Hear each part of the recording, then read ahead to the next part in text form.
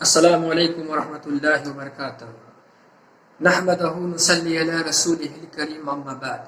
محترم ناظرین، آج کا نشست ہے سورۃ الفاتحہ توحید کا مرکز ہے۔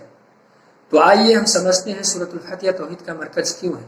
تو سورۃ الفاتحہ کو ام القرآن کہا گیا ہے، سبع المثانی کہا گیا ہے، صلات کہا گیا ہے، اور قرآن العظیم کہا گیا ہے، رقیہ کہا گیا ہے، شفا کہا گیا ہے، وغیرہ وغیرہ۔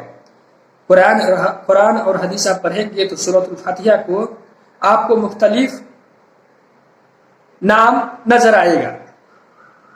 تو میرے بھائیوں، سورۃ الفاتحہ اگر سوچے تو سورۃ الفاتحہ میں اللہ تبارک و تعالیٰ پورے کے پورے اسلام رکھ دیا ہے، کیونکہ سورۃ فاتحہ ہی میں اللہ کی تعریف، اللہ کی حمد، اللہ کی ثنا اور اللہ کی بزرگی، اللہ کی بڑائی، اور بندہ اپنے رب سے وعدہ کرتا ہے اور بندہ اللہ ہی سے دعا کرتا ہے۔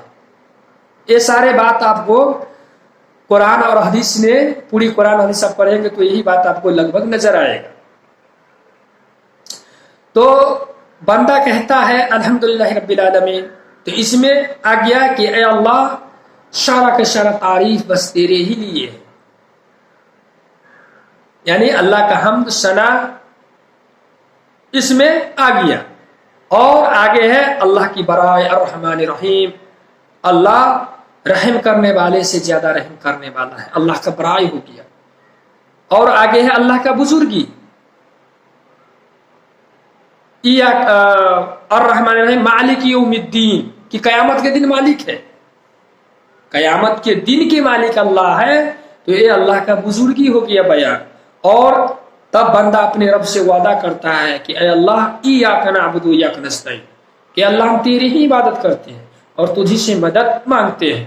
تو ایک بندہ کا اپنے رب سے وعدہ ہو گیا، اور آگے جو ہے بندہ اپنے اللہ سے دعا کرتا ہے، اپنے رب سے دعا کرتا ہے، اپنے مالک سے دعا کرتا ہے، دعا کرتا ہے کہ اہدنا الصراط المستقیم، کہ اللہ تو ہمیں سیدھا رستہ دکھا، سیدھا رستہ چلا، زندگی ہمارے سیدھے راستے پر قائم رکھ۔ تو میرے بھائیوں، توحید کا مرکز ہے سورۃ الفاتحہ۔ اس کے مقابلے میں آپ پوری قرآن پڑھیے، ایک بھی سورت اس کے مقابلے میں نہیں آپ کو ملے گا۔ اس لیے سورۃ الفاتحہ کو سب سے پہلے رکھا گیا ہے، اور سورۃ الفاتحہ کو سب سے پہلے اس لیے رکھا گیا ہے کہ سورۃ الفاتحہ کے مقابلے میں کوئی ایک بھی سورت قرآن میں نہیں ہے، اتنی عظیم یہ سورت ہے۔ اللہ رب العالمین سے دعا ہے کہ